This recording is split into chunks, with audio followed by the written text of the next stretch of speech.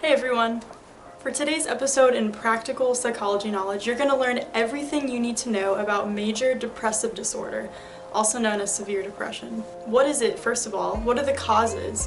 What are all the signs and symptoms in detail with lesser known signs that people don't necessarily talk about?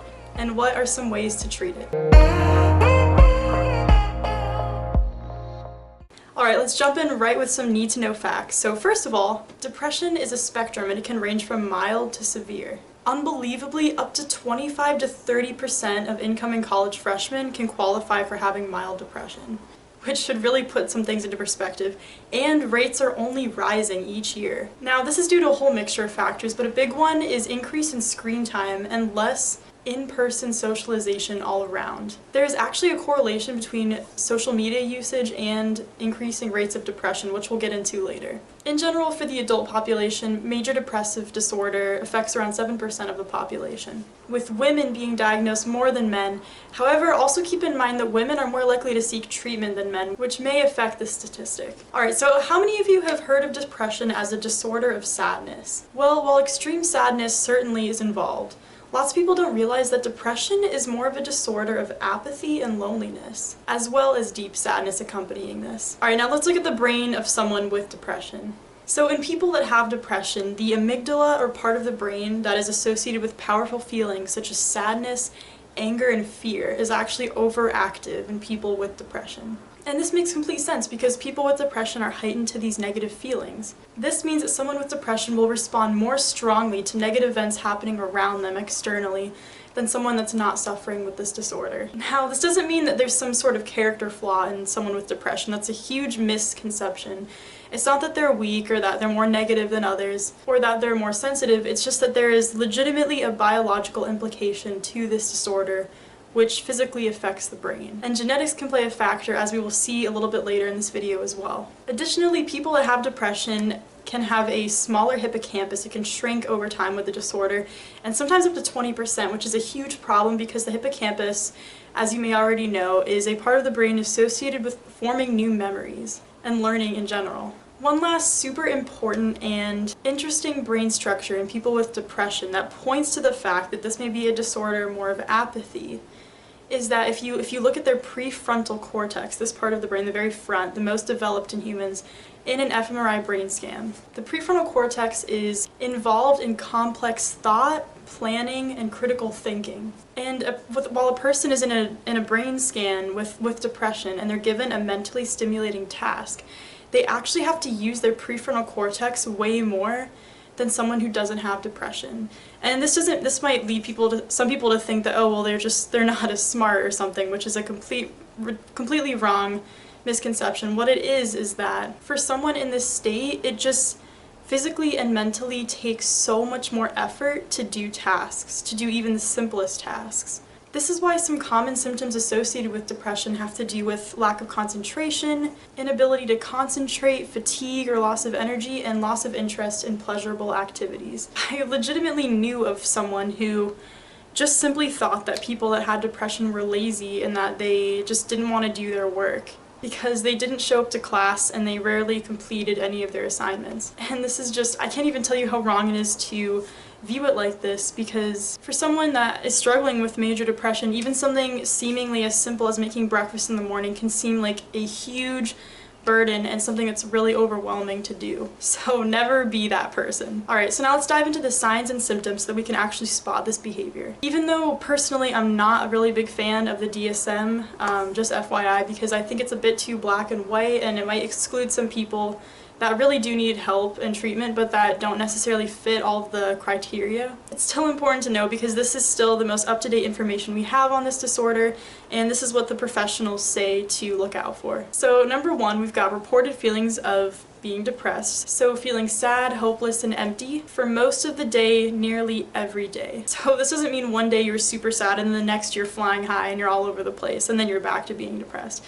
No, this means that consistently you are at a low point and functioning at a lower level. Number two is markedly diminished interest in pleasurable activities, in almost all activities for most of the day, every day again. You're kind of just apathetic about things like, meh, I could go and socialize, but I kind of just feel like sitting at home and binge watching TV all day.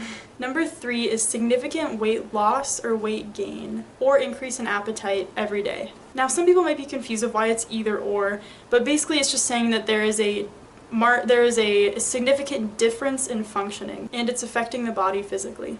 Next is insomnia or hypersomnia every day. So you're either sleeping a lot or you're sleeping not that much at all. And remember again, this is a difference in functioning, so if you were someone that had insomnia before major depression, this wouldn't count because it's not a difference in how you function. The next one is psychomotor agitation or retardation, which is basically just a fancy way of saying that you're either really on the go all day all the time and you're really active and just kind of agitated and moving super quickly throughout the day, or you're just moving really slow, you're lethargic, And this is, for this particular one, this is people can observe this on the outside. So other people report you either really agitated and moving quickly or really lethargic and slow, not as you normally are. Number 6 is fatigue or loss of energy in the day. Number 7 is feelings of worthlessness or excessive inappropriate guilt. And the key word here is inappropriate.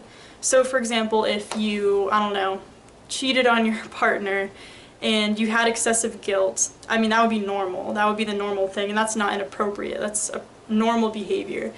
And if you didn't have excessive guilt for that, that might mean you're a bit of a narcissist, but that's besides the point. What it's saying is if you have uncalled for guilt, and there's not really a reason why you're excessively guilty, then that would be a sign of major depression. Second to last one is diminished ability to concentrate or think, and indecision, when this wasn't really the case before. So do you find yourself zoning out a lot? Is it hard to stay really concentrated for one task for long periods of time? You just feel like you can't seem to focus and things like that. Alright, now the last one, number 9, and this is the most serious, and honestly, even if none of the others ring true at all, and none of the others are true, but you have this one here, then I would advise you to seek help immediately, or if you know someone that does, to get them help immediately, because this is definitely the most serious one, and probably the one that you're most familiar with depression, and that is idealization of suicide or thoughts of suicide, or constant thoughts about death that don't involve being fearful of death. So now let's break it down. In order to qualify for major depressive disorder, the DSM states that someone needs to exhibit 5 or more of these symptoms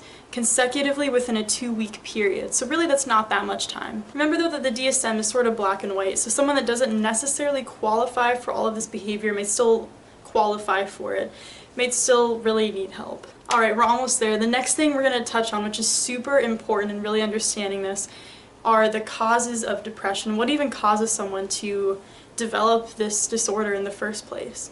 In a nutshell, depression is an extremely multifaceted disorder, which means that there isn't one simple cause to it. There's so many different factors that play in it, which is why this can be such a confusing topic. It can include genetic tendencies, environmental tendencies, unfavorable circumstances, and many people are now realizing societal reasons as well. Why is it that collectivist cultures, or some cultures that are considered really poor and not the idealized way of living by our standards, why is it that some of these cultures have literally little to zero rates of depression in their societies? It's because now we know that depression is largely a disorder of loneliness, and these cultures really prioritize the community, their family, their interpersonal relationships, their friends, and individualistic and collectivist cultures, they do have their pros and their cons, but one of the pros of collectivist cultures is that there's largely a significant decrease in mental health issues.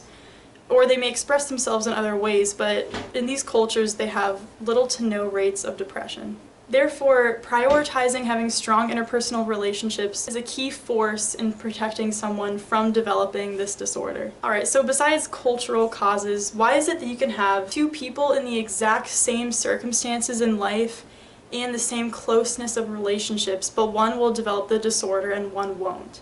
Well, this is where genetics come in. Psychologists and scientists vary on the percentage a lot, but most say upwards of 20 to 40% of developing depression can be linked to a genetic cause, which is a pretty decent gap, to be honest. And lots of scientists differ on the number, but the point of the matter is that genetics can play a big role in developing this disorder. However, the majority of depression comes from factors outside of genetics, so environmental, circumstantial, and societal. However, genetics can predispose someone to developing this. Now, there are certainly many many other factors that can come into play to developing the disorder, such as abuse, trauma, living with someone with depression and observing their behavior, chronic pain, not getting enough sleep, having too much work and not enough free time, eating crap, not exercising, and all of these things can contribute. So the important thing to note from this video is that major depressive disorder is super complicated and that it's likely the result of many factors coming into play. Alright, treatment, last part of the video. Now just right off the bat, I'm going to expose my personal biases so that you know where I'm coming from and my point of view, and lots of people don't have my point of view, which is completely fine, and that's up for you to determine yourself. And honestly, I'm just a big believer in using any resource that can potentially help people with this. So we have two groups of potential resources for treating this disorder. We have the medication group and the non-medication group. Personally, for people with major depressive disorder, not on the milder side, I do think medication can be really important to use, especially if the person is having recurrent thoughts about suicide, because that can get really dangerous and you don't want to really play it safe when you're in this territory. However, for people with mild depression and not having these thoughts, I don't think medication should be the first option one jumps to without trying the other options available first, because it's not really fixing the core of the problem. Alright, so what does the data say? Well, studies have overwhelmingly shown that the best method for treating this disorder is one that combines both medications, so SSRIs, selective serotonin, what was it called? I should know this.